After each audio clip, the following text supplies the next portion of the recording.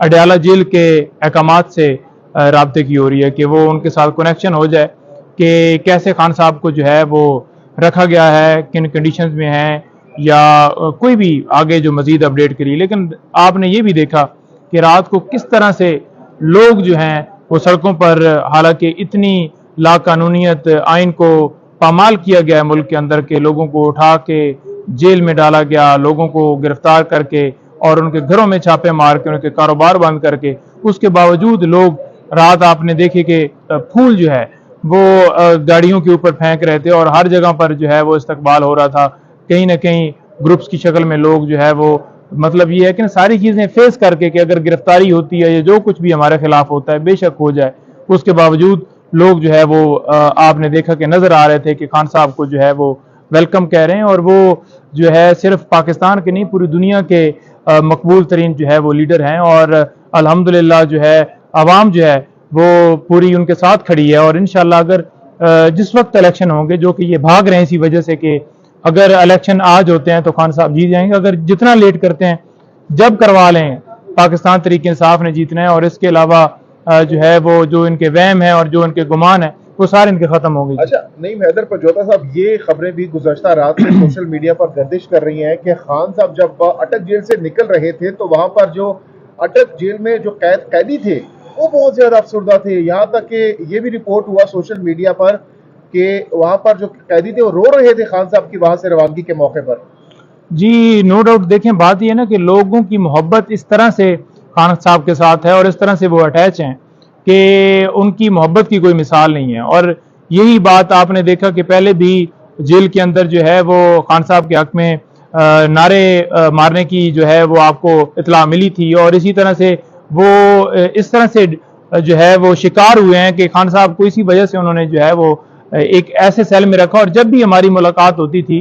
तो वो सारे जो है लॉक कर देते थे, सारी बैरक्स को लॉक कर देते थे कि लोग जो है वो खान साहब को ना देखें, लोगों को जो है वो खान साहब का सामना ना हो। और लोग जो है वो क्योंकि नाराबाजी और हक में नारे मारने लग पड़ते हैं, पाकिस्तान जिंदाबाद के, इमरान खान जिंदाबाद के नारे मारते हैं, तो इस वजह से वो सारे खौफ का शिकार थे। और रात को भी इसी तरह से हमें इतला मिली। देखें खान साहब जो हैं वो बेशक उन्हें जो है वो कैद किया गया है, लेकिन लोगों के जो है दिमाग पे, लोगों के दिलों पर जिस तरह वो छाए हुए हैं वो हटाया नहीं जा सकता। और दूसरे नंबर पर यह है कि अभी हम पेश हुए हैं आज यहाँ पर बुशरा बीबी साहिबा की तरफ से हमने दरख्वास्त दी है। जो खान साहब के घर की रिकॉर्डिंग्स की जाती थी, जो डिवाइसेस लगाई जाती थी, जो फ़ोन टैप किए जाते थे, वो तमाम जो ओछे हथकंडे सिर्फ और सिर्फ ब्लैकमेल करने के लिए किए जाते थे, उस जो है नोटिस को भी हमने चैलेंज किया था, जो लास्ट टाइम जो है इस्लामाबाद पुलिस ने जो है बुशरा बीबी को जो है भिजवाया। अब बात ये देखें कि एक तरफ तो हमने पटिशन दायर की है, ये सारी जो लीज की जाती हैं और FIA कभी हरास कर रहा है, कभी इस्लामाबाद पुलिस जो है वो नोटिस भेज रही है, और दूसरी तरफ हमने वो उस नोटिस को चैलेंज किया कि बात यह है कि FIR उनके ऊपर जेली रसीदों की हुई है, तो कोई जुरिस्डिक्शन नहीं है कि पुलिस जो है उनको